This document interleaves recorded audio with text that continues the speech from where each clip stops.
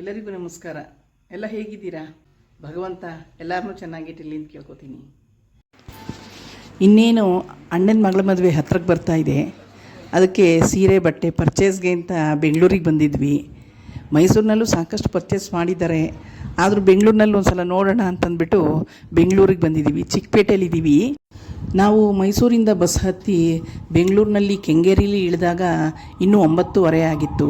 ಇಷ್ಟು ಬೇಗ ಅಂಗಡಿಗಳೆಲ್ಲ ಓಪನ್ ಆಗಿರುತ್ತೋ ಇಲ್ವೋ ಅಂತಂದ್ಬಿಟ್ಟು ತಿಂಡಿ ತಿಂದ್ಕೊಂಡು ಆಮೇಲೆ ಮೆಟ್ರೋ ರೈಲ್ನಲ್ಲಿ ಹೋಗೋಣ ಅಂತಂದ್ಬಿಟ್ಟು ಮೆಟ್ರೋಗೆ ಹತ್ತಿದ್ವಿ. ನಾವು ಕೆಂಗೇರಿಯಿಂದ ಮೆಜೆಸ್ಟಿಕ್ಗೆ ಬಸ್ನಲ್ಲೇ ಹೋಗ್ಬೋದಿತ್ತು, ಆದರೆ ನಮ್ಮ ಅತ್ತಿಗೆ ಯಾವತ್ತೂ ಮೆಟ್ರೋ ರೈಲ್ ಹತ್ತೇ ಇರಲಿಲ್ಲ.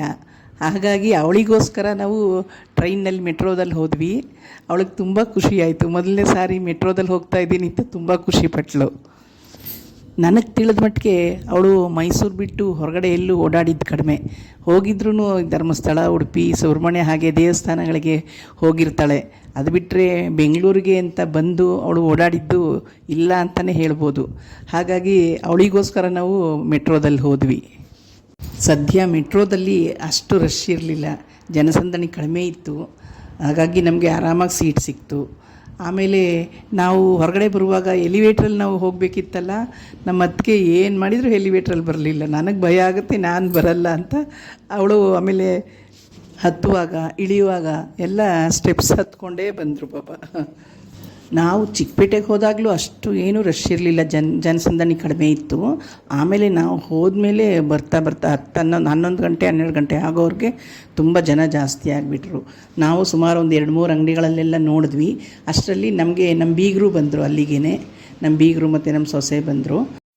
ಅವ್ರಿಗೆ ಅಲ್ಲಿ ಚಿಕ್ಕಪೇಟೆನಲ್ಲಿ ಬಟ್ಟೆ ಅಂಗಡಿಗಳೆಲ್ಲ ಚೆನ್ನಾಗಿ ಗೊತ್ತಿರೋದ್ರಿಂದ ಅವ್ರು ನಮಗೆ ಒಳ್ಳೆ ಸೀರೆಗಳನ್ನು ರೀಸ್ನಬಲ್ ರೇಟನ್ನಲ್ಲಿ ನಮಗೆ ಕೊಡಿಸಿದ್ರು. ಹಾಗಾಗಿ ಅವ್ರು ಬಂದಿದ್ದಕ್ಕೆ ನಮಗೆ ತುಂಬ ಸಹಾಯ ಆಯಿತು ಅಂತಲೇ ಹೇಳ್ಬೋದು. ಇನ್ನು ಮದುವೆ ಹೆಣ್ಣಿಗೆ ಲೆಹೆಂಗಾಗಳು ಬೇಕಲ್ಲ, ಹಾಗಾಗಿ ಸುಮಾರು ಅಂಗಡಿಗಳು ನೋಡಿದ್ವಿ. ಕೆಲವು ಅಂಗಡಿಗಳಲ್ಲಿ ಇಷ್ಟ ಆಗಲಿಲ್ಲ, ಇನ್ನು ಕೆಲವು ಅಂಗಡಿಗಳಲ್ಲಿ ಚೆನ್ನಾಗಿದೆ, ಆದರೆ ರೇಟ್ ತುಂಬಾ ಜಾಸ್ತಿ ಹೇಳ್ತಾಯಿದ್ರು. ಹೀಗಾಗಿ ಕೊನೆಗೆ ಒಂದು 3-4 ಅಂಗಡಿ ನಾವು ನೋಡಿದ ಮೇಲೆ ಕೊನೆಗೆ ಒಂದು ಅಂಗಡೀಲಿ ಸೆಲೆಕ್ಟ್ ಆಯಿತು ನಮಗೆ. ಅಲ್ಲೊಂದು ಅಂಗಡಿಯವರಂತೂ ನಾನು ವೀಡಿಯೋ ಮಾಡ್ಕೊಳ್ತಾ ಇದ್ದರೆ ಬೇಡಿ ವೀಡಿಯೋ ಮಾಡ್ಕೋಬೇಡಿ ಅಂತ ಅಂದ್ಬಿಟ್ಟು ಲೆಹೆಂಗಾಗಳನ್ನೆಲ್ಲ ತೆಗೊಂಡು ಬೆನ್ನ ಹಿಂದೆ ಇಟ್ಕೊಂಡ್ರು. ಪರವಾಗಿಲ್ಲ ಬಿಡಿ, ನಾನು ಬೇರೆ ಅಂಗಡಿಲೇ ತೆಕ್ಕೊಳ್ತೀನಿ ಅಂತ ಆಮೇಲೆ ಬೇರೆ ಅಂಗಡೀಲಿ ವೀಡಿಯೋ ಮಾಡಿಕೊಂಡೆ. ನೋಡೋಕ್ಕೆ ಚಿಕ್ಕ ಅಂಗಡಿ ಅನ್ನಿಸ್ತಾ ಇದ್ರೂ ಎಷ್ಟು ಡಿಸೈನ್ಸು, ಎಷ್ಟು ಕಲ್ಲರ್ಸು, ಎಷ್ಟು ಒಳ್ಳೊಳ್ಳೆ ಲೆಹೆಂಗಾಗಳೆಲ್ಲ ಅವರು ಇಟ್ಟಿದ್ದರು. ಯಾವ್ದು ತಗೊಳ್ಳೋದು ಯಾವ್ದು ಬಿಡೋದು ಅನ್ನೋ ಹಾಗಾಗ್ತಿತ್ತು. ಕೊನೆಗೆ ಇಷ್ಟೆಲ್ಲ ಪರ್ಚೇಸಿಂಗ್ ಮುಗಿಯೋ ಅಷ್ಟರಲ್ಲಿ ರಾತ್ರಿ 9:30 ಆಗಿಬಿಡ್ತು. ಮಧ್ಯಾಹ್ನನೂ ಊಟ ಮಾಡೋಕ್ಕೆ ಟೈಮ್ ಆಗಿರಲಿಲ್ಲ. ಹಾಗಾಗಿ ಎಲ್ರಿಗೂ ತುಂಬ ಹೊಟ್ಟೆ ಹಸಿತಾಯಿತ್ತು. ಇನ್ನು ಮೈಸೂರಿಗೆ ಹೋಗಿ ಊಟ ಮಾಡೋವ್ರಿಗೆ ಲೇಟ್ ಆಗುತ್ತೆ ಅಂತಂದ್ಬಿಟ್ಟು ಅಲ್ಲೇ ಕೆಂಗೇರಿ ಬಸ್ ಸ್ಟ್ಯಾಂಡ್ ಹತ್ರನೇ ಇರುವಂಥ ಆನಂದ್ ಭವನಲ್ಲಿ ಊಟ ಮಾಡಿಕೊಂಡು ಆಮೇಲೆ ಬಸ್ ಹತ್ತಿದ್ವಿ. ಬೆಳಗ್ಗೆಯಿಂದ ಹೊಟ್ಟೆ ಹಸ್ಕೊಂಡು ಇದ್ದಿದ್ದಕ್ಕೂ ಅದಕ್ಕೂ ಆ ಪರೋಟ, ಆ ವೆಜ್ ಬಿರಿಯಾನಿ, ಪನ್ನೀರ್ ಬಿರಿಯಾನಿ ಎಲ್ಲ ತಂದು ಇಡ್ತಾ ಇದ್ದ ಹಾಗೆ ಹೊಟ್ಟೆ ಎಲ್ಲ ಚುರುಗುಡೋಕೆ ಶುರುವಾಯಿತು. ನಿಮ್ಮ ಹೆಸರೇನು? ಸಂತೋಷ್ ಅಂತ.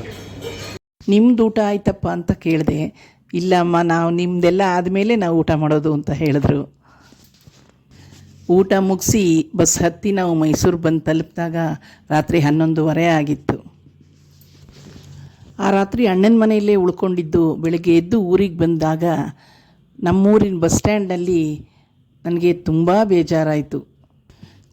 ಭಗವಂತ ಯಾಕೆ ಹೀಗೆ ಮಾಡ್ತಾನೆ ಅಂತ ಅನ್ನಿಸ್ತು. ನನಗೆ ಯಾಕೆ ಬೇಜಾರಾಯಿತು, ಅಂಥದ್ದೇನಾಯಿತು ಅಂತ ನಾನು ಮುಂದಿನ ವಿಡಿಯೋದಲ್ಲಿ ತಿಳಿಸ್ತೀನಿ, ಆಯಿತಾ? ವಿಡಿಯೋ ನೋಡ್ತಾ ಇರೋ ಎಲ್ಲರೂ ದಯವಿಟ್ಟು ನನ್ನ ಚಾನಲ್ನ ಸಬ್ಸ್ಕ್ರೈಬ್ ಮಾಡಿ ಅಂತ ಕೇಳ್ಕೊಳ್ತಾ ಮುಂದಿನ ವಿಡಿಯೋದಲ್ಲಿ ಸಿಗೋಣ ಅಲ್ಲ. ಎಲ್ರಿಗೂ ಒಳ್ಳೆಯದಾಗಲಿ. ನಮಸ್ಕಾರ.